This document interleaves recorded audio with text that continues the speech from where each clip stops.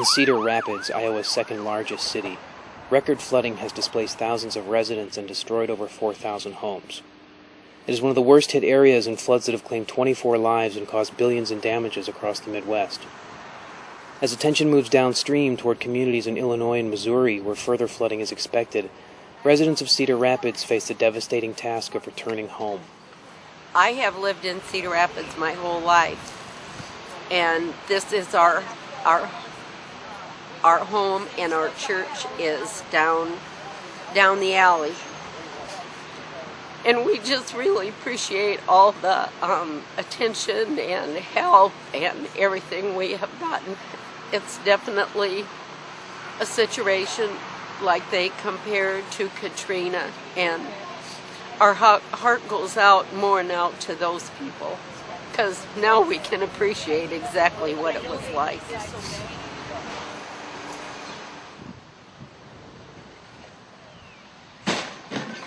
The floodwaters came up here,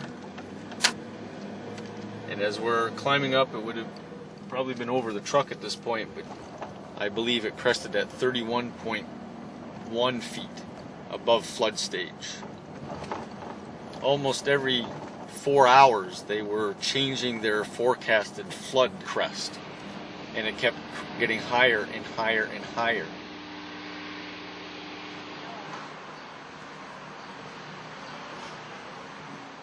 This is how high the water was in the house, and the basement was flooded too.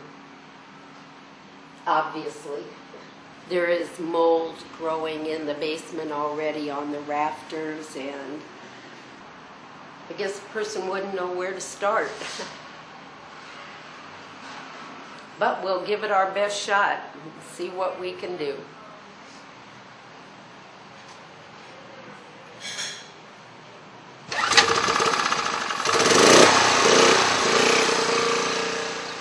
Running generator, $300.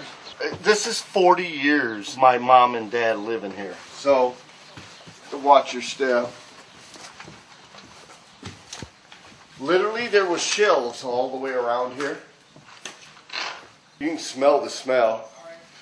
I took off of work, so I'm losing money, but Dad and them, they need the help, so got to do what you got to do.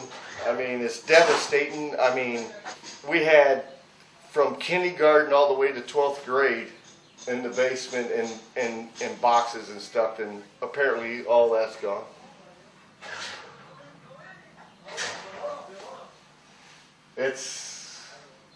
Dad worked too many years for this to happen to him, is all I got to say.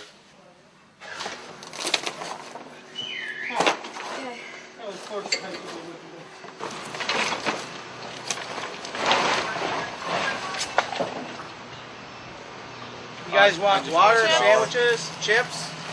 You got some cookies?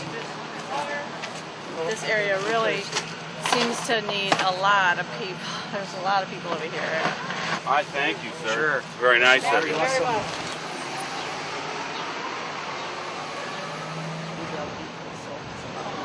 Are you going to go to one of the FEMA places and see what they can tell you about the office? I don't know.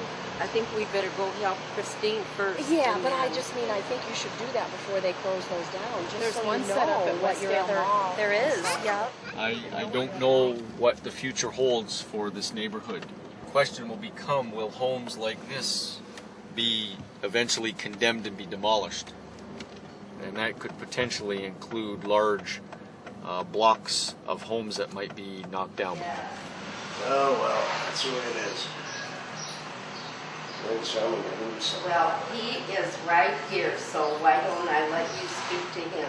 We're finally hearing from our insurance man, but I'm sure he's been quite busy over the last few days. So anytime the river has flooded, even in 1993, has never reached this far. So we did not have any flood insurance. So.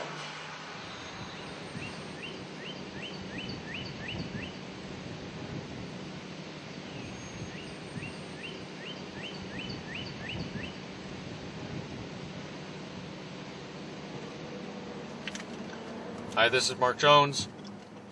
Hey, Mark. How you doing?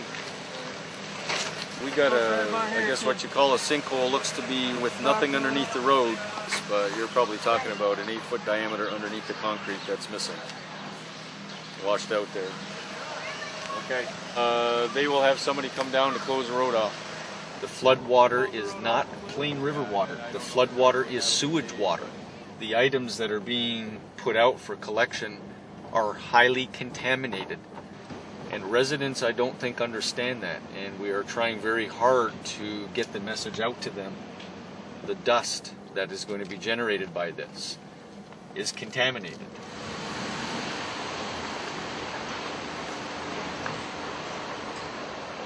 And these piles here are all our earthly possessions, so to speak. Everything from my home, the church, and our new building here. Nobody could have anticipated. We were thinking that we might get a foot or so of water in the basement. We had no idea that the water would be 10 foot deep right where we're standing. It's everybody I talk to say, holy cow, this looks just like Katrina, only on a somewhat smaller scale.